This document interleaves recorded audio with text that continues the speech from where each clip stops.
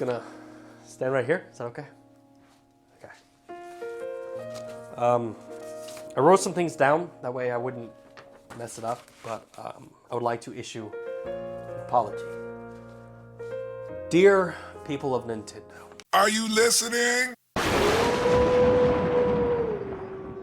Welcome back to the Nerf Report. My name is Bryant, and today's show is going to be just a little different because we need to talk about the internet. And this might surprise you, but it's fucked. And if you have no idea what I'm talking about here, yesterday we aired a video discussing the idea of Nintendo embracing cloud gaming, titled Nintendo Should Abandon the Switch Pro and Fully Embrace Cloud Gaming. And within this video, we discuss the so terrible ideas of Nintendo utilizing cloud gaming to bring hardware-demanding games to the platform, or Nintendo utilizing cloud gaming to allow Nintendo games to run on things like smartphones, tablets, or even Fire TV sticks. And judging by the response to the video, you would have thought we had flown directly to Japan, dropped our pants, and put a deuce right on Miyamoto's desk. This is the worst take I have ever seen. Out of touch, hot garbage take. This is a brain dead idea. If Nintendo goes fully cloud-based, I'm never buying another Nintendo system again. There isn't a single positive to cloud gaming. What are you talking about? Dude was clearly just brainstorming the worst take you could have about these two things. LOL. How about go f yourself with a rusted sounding rod?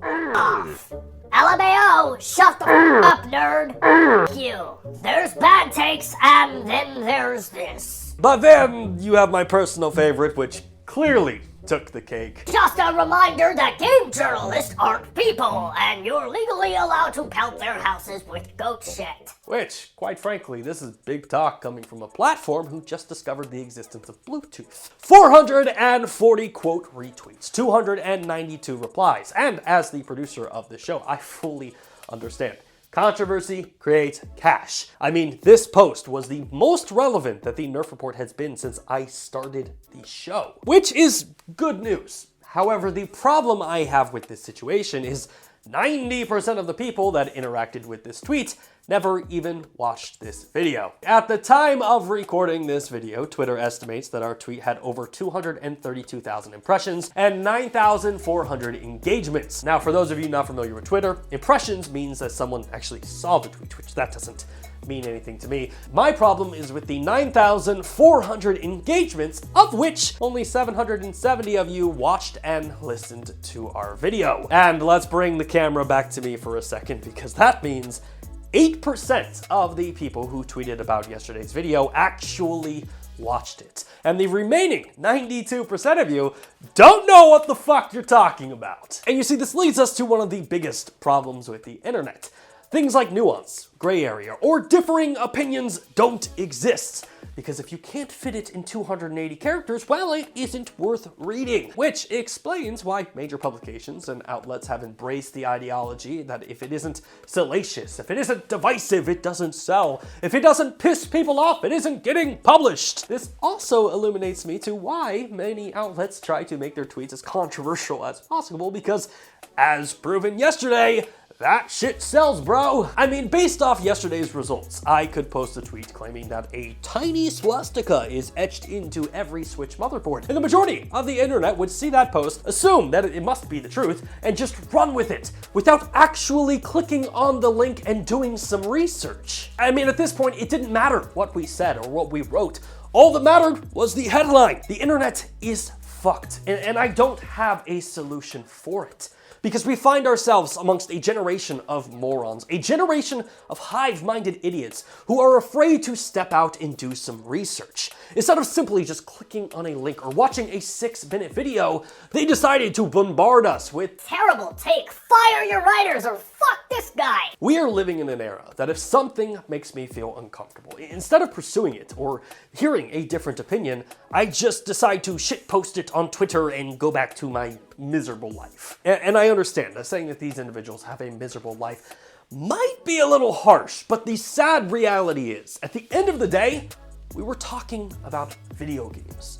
If you're willing to tell someone to go sodomize themselves with a rusted rod, threaten to pelt their house with goat shit, or even threaten violence on them and their family, my friend, cloud gaming is the least of your worries. It's time to put the controller down, get some fresh air, and for the rest of us, please, get some help. And you know, something that stood out to me from yesterday was the amount of people that were concerned about internet connections, specifically with cloud gaming. And the argument was, you know, I want to take games on the go with me, and if you don't have a good cell signal, how am I going to be able to play games if I don't have a good internet connection? And it genuinely struck me as odd that the idea of not having video games was such an offensive idea to these people. Like, some of you clearly did not grow up in the generation when you had to shut your Game Boy off at night because the screen wasn't backlit. And if you were in a car, you had to base your moves on the passing streetlights. And I genuinely don't know how to solve this. You know, the sad reality is the 90% of people who didn't watch yesterday's video definitely won't be watching this one.